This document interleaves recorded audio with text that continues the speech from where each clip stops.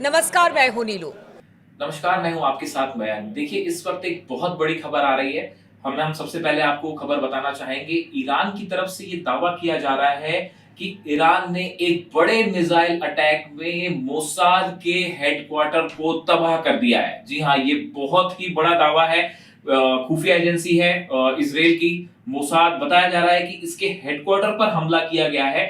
ऐसा एक वीडियो जारी करके ईरान की तरफ से दावा किया गया है। ईरान की एक न्यूज एजेंसी ने दावा किया है कि ईरान की तरफ से बड़ा मिसाइल अटैक किया गया है और एक साथ कई मिसाइल्स मोसाद के हेडक्वार्टर पर दागी गई। और इनका दावा ऐसा है कि इस अटैक में मोसाद का हेडक्वार्टर पूरी तरह से तबाह हो गया है। और इससे रिलेटेड एक वीडियो भी जो है वो सोशल साइट्स पर सामने आने लगा है, जिसमें हम देख पा रहे हैं कि 3-4 लोकेशंस पे जो कि बेहद करीब है, उन सब पे मिसाइल्स गिरती हुई दिख रही हैं और साथ ही उसमें से बड़ा धुआं स्मोक निकलता दिख रहा है। ईरान का ये दावा है कि ये इजराइल में मोसाद का हेडक्वार्टर था, जिसको ईरान ने तबाह किया है। देखिए, आज सुबह खबर आई कि जो ईरान के टॉप सैन्य अधिकारी है अली शादमानी, इनकी एक एयर स्ट्राइक में इनकी डेथ हो गई है, जो कि इजराइल ने एयर स्ट्राइक की थी।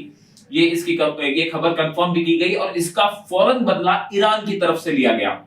और बताया जा रहा है कि एक साथ 20 मिसाइल्स जो हैं वो ईरान ने फायर की हैं, जिसमें से कुछ मिसाइल्स जो हैं वो मोसाद के हेडक्वार्टर पर गिरी हैं, ऐसा ईरान दावा कर रहा है। और उसमें जो है 2-3 बिल्डिंग से अचानक काला धुआं निकलता दिखाई दे रहा है और बताया जा रहा है कि ये मोसाद का हेडक्वार्टर था। हालांकि अभी इस बारे में इजराइल की तरफ से कोई फाइनल बयान नहीं आया है। इजराइल अभी इस बारे में कुछ नहीं कह रहा है, लेकिन ईरान की तरफ से और ईरान की एक न्यूज एजेंसी की तरफ से वीडियो पोस्ट किया गया है और ये दावा किया जा रहा है कि ये मोसाद का हेडक्वार्टर था, जिसे तबाह कर दिया गया है। देखिए, हम आप तक ये खबर पहुंचाने जा रहे थे। इसके बाद हम आगे का डिस्कशन मेरे और नीलू के बीच में जो लेटेस्ट अपडेट है ईरान का, उसको लेकर क्या अपडेट है, हम आपको उस डिस्कशन के पास ले चलते हैं। बड़ी खबर आई है कि ईरान की तरफ से फिर बड़ा हमला हुआ है इजराइल पर और इजराइल के ऊपर कई सारी मिसाइल्स, बैलिस्टिक्स मिसाइल्स एक साथ फायर की गई हैं। ये खबर अभी अभी की है। इससे अभी इजराइल में कितना नुकसान हुआ है उसकी जब खबरें सामने आएंगी तो हम आप तक अपडेट लाएंगे। अब देखिए, ये जो चर्चा हो रही है जिसकी बहुत ज़्यादा कि क्या ट्रंप कोई बड़ा फैसला लेने वाले हैं ईरान और इजराइल के युद्ध के बीच में। देखिए, एक बड़ी खबर निकल के आई है, सोशल मीडिया में इसकी चर्चा हो रही है। हालांकि ये अभी किसी भी सूत्र से हम इसको कंफर्म नहीं कर सकते, लेकिन इसकी सिर्फ चर्चा ही है। अभी ऐसा माना जा रहा है कि अब ट्रंप और अमेरिका, उनके जो स्पेशल एनवॉय हैं स्टीव विटकॉफ, जिनके साथ जो ईरान के साथ चर्चा कर रहे थे न्यूक्लियर टॉक्स को लेके, वो या फिर उपराष्ट्रपति जेडी वेंस, ये दो में से कोई एक ईरान जा सकता है। ये अपने आप में बहुत बड़ी खबर है। देखिए, अगर अभी, हालांकि ये कोई पुख्ता खबर नहीं है, ये कुछ न्यूज़ एजेंसीज में इस तरह की खबर है और सोशल मीडिया में इसकी चर्चा है कि ट्रंप जो है वो अपने एनवॉय स्टीव विटकॉफ, जो उनके दोस्त भी हैं, उनको या फिर जेडी वेंस को, जो उपराष्ट्रपति हैं, इनको ईरान भेज सकते हैं और किसी पुख्ता सीज फायर की दिशा में बात हो सकती है। देखिए, एक बात और सामने आ रही है, चूंकि जैसे ट्रंप और पुतिन की बातचीत हुई है, जी सम्मेलन में भी हमने देखा कि वहां पर भी एक सुर में कहा जा रहा है कि ये युद्ध दुनिया के लिए ठीक नहीं है। तो क्या यही वजह है कि अब इसे रोकने की पूरी कोशिश हो रही है, मयंक? क्योंकि देखिए, इसके परिणाम तो बहुत घातक होंगे। अगर इसी तरह से चलता रहा तो सिर्फ ईरान और इजराइल ही तबाह नहीं होंगे। इसकी वजह से, जिस तरह से हम लगातार बात कर रहे हैं, क्योंकि तेल का सबसे बड़ा सोर्स है मिडिल ईस्ट, अगर वहां पर हालात बदतर होते हैं तो पूरी दुनिया में इसका असर पड़ेगा। देखिए, इसके 2-3 आंसर हैं जो आप कह रहे हैं। इसका जो युद्ध का असर है इसको लेके, देखिए, पहली बात तो जितना बड़ा हमला ईरान ने इजराइल के ऊपर किया है, ये एंटिसिपेट नहीं कर पाया था इजराइल, और पूरी दुनिया शायद इस बात को समझ नहीं लगा पा रही थी कि ईरान इतना बड़ा नुकसान इजराइल को पहुंचा सकता है, क्योंकि वो आयरन डोम और थाट वाली बात थी। तो उम्मीद से बड़ा हमला कर दिया। उसके बाद अब दूसरी चीज़ ये है कि जो ईरान की तरफ से एक नई वार्निंग दी गई है कि हम एनपीटी से बाहर आ जाएंगे। अगर एनपीटी से बाहर आता है ईरान और किसी तरह का न्यूक्लियर टेस्ट कर लेता है, तो उसके बाद तो फिर बात ही खत्म हो गई। और तीसरी बड़ी चीज है जो स्ट्रेट ऑफ हॉर्मूज है, जहां से दुनिया का 20% ऑयल जो है उस शिप्स के जरिए गुजरता है। अगर उस पर ईरान प्रतिबंध लगा देता है, उसको बैन कर देता है, उस पर रोक लगा देता है, तो ये पूरी दुनिया की में ऑयल सप्लाई को बहुत बड़े स्तर पे प्रभावित करेगा। नहीं, अगर परमाणु ठिकाने को इजराइल में भी या ईरान में भी अगर निशाना बनाया जा रहा है, तो ये भी अगर अगर युद्ध आगे बढ़ता है और अगर परमाणु कार्यक्रम को नेतन्याहू खत्म करने की जिस तरह से बात करते हैं, अगर उस पर लगातार हमले होते तो उसके भी गंभीर परिणाम है। देखिए इसी बीच में जो है चीन की तरफ से एक बड़ा बयान आया है। चीन का ये कहना है कि इस युद्ध को आगे बढ़ाने के लिए अमेरिका जिम्मेदार है, इस तरह की बात आई है।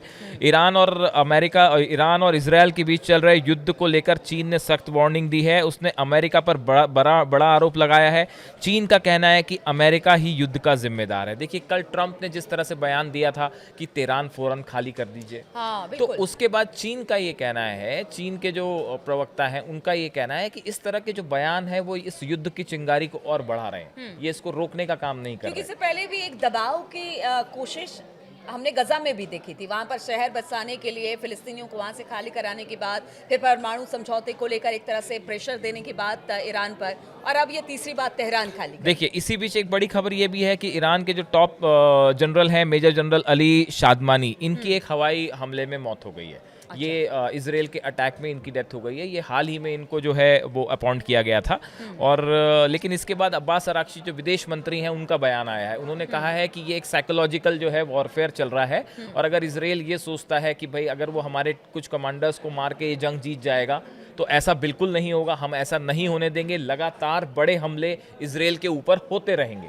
ये विदेश मंत्री अब्बास अराक्ची का बयान है कि अगर कुछ टॉप कमांडर्स हमारे उनकी शहादत होती है तो इसका मतलब ये नहीं है कि हम जो है वो युद्ध रुक मतलब जाएगा। एक तरह से कह लीजिए ईरान ने बार पार का मन बना लिया है कि या तो रहेंगे, मतलब हमने पहले भी बात की थी कि या तो मरेंगे या तो मारेंगे वाला हिसाब किताब। अब देखिए एक ये तरह जो से- हमले हो रहे हैं हाँ। ईरान के, अगर आप पिछले 48 घंटे देखें तो इजराइल में तमरा में, हाइफा में, पेताह तिकवा, रामत गान, जाफा, बतियाम, रिशोन लेजियान और तेल अवीव, जेरूशलम, ये लगातार यहाँ पे ईरान की मिसाइल्स गिर रही हैं और ये बहुत ही बड़े स्तर पे हमला है। उसके बाद अभी जो लेटेस्ट हमला बताया जा रहा है वो इजराइल का हर्जिलिया इलाका है, जहाँ पे एक 8 मंजिला इमारत जो है वो पूरी तरह सीधा मिसाइल ने उसको हिट किया और वो पूरी तरह से तबाह हो गई। तो देखिए ईरान की तरफ से तो लगातार हमले हो ही रहे हैं।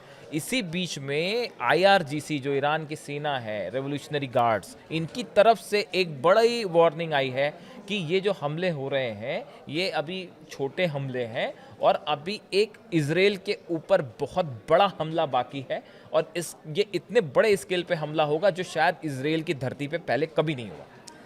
तो देखिए स्थिति क्या है। कोशिश यही की जा रही कि इस युद्ध को यहीं पर रोका जाए, यहीं पर खत्म किया जाए या युद्ध विराम की स्थिति बनाई जाए।